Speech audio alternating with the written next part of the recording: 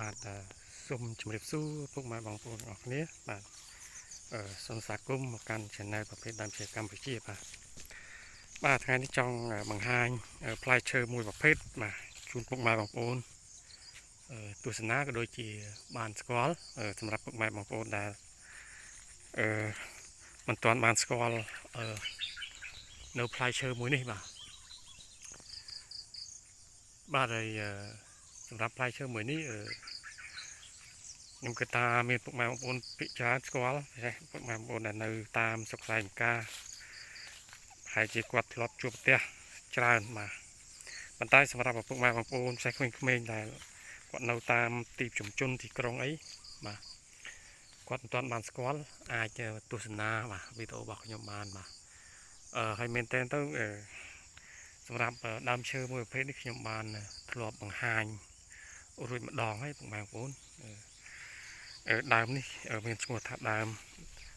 ដង្កៀបក្តាមបាទប៉ុន្តែដោយសារតែវីដេអូលើកមុនគឺខ្ញុំថតនៅពេលដែលដើមដង្កៀបក្តាមមានផ្កាបាទប៉ុន្តែឥឡូវដល់រដូវវាផ្លែហើយនឹងទុំហើយពុកម៉ែបងប្អូនបាទនេះជាលក្ខណៈសម្គាល់ឬក៏រូបរាងផ្លែដង្កៀបក្តាមបាទគឺវាមានរាងជាចង្កោមបែបនេះពុកម៉ែបងប្អូនបាទនេះច្រើនពុកម៉ែបងប្អូនបាទបើនិយាយថាវាផ្លែវានឹងក្តាំងតែម្ដងពុកម៉ែបងប្អូន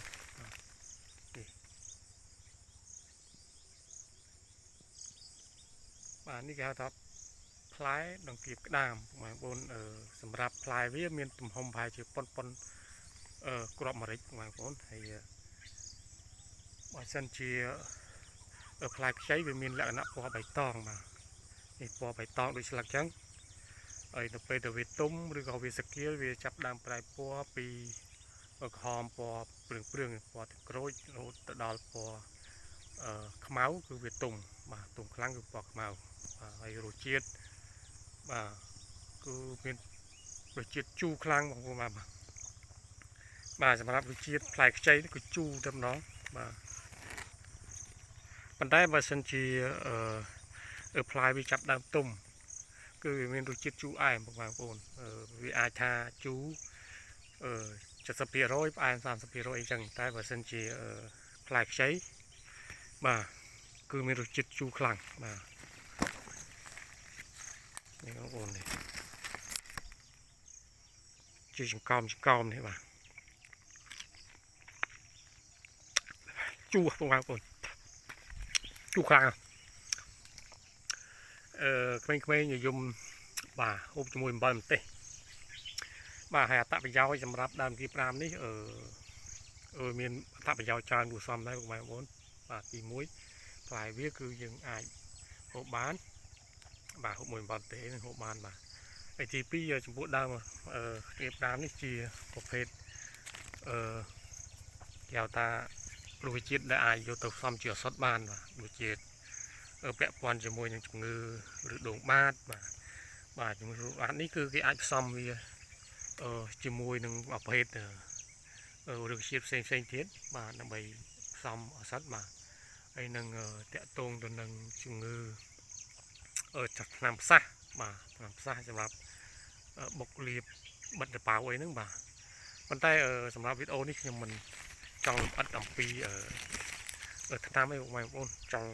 គាត់ទៅបង្ហាញថាផ្លែដង្កៀបក្តាមហ្នឹងវាមានរូបរាងយ៉ាងម៉េចបាទនេះវាមានទំហំហើយប៉ុនគ្រាប់ម្រេចហើយរសជាតិវាបាទគឺជូរខ្លាំងបើទុំរាងផ្អែមតិចបាទហើយវាមានរាងជាចង្កោមបែបនេះបាទហើយនឹងផ្លែវាទុំខ្លាំងគឺខ្មៅ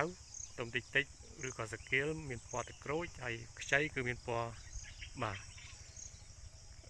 បៃតងដូចស្លឹកចឹងបាទនេះជាលក្ខណៈហើយសម្គាល់នៃដើមដង្កៀបក្តាមបាទហើយវីដេអូរបស់ខ្ញុំមានតែប៉ុណ្្នឹងឯងពុកម៉ែបងប្អូន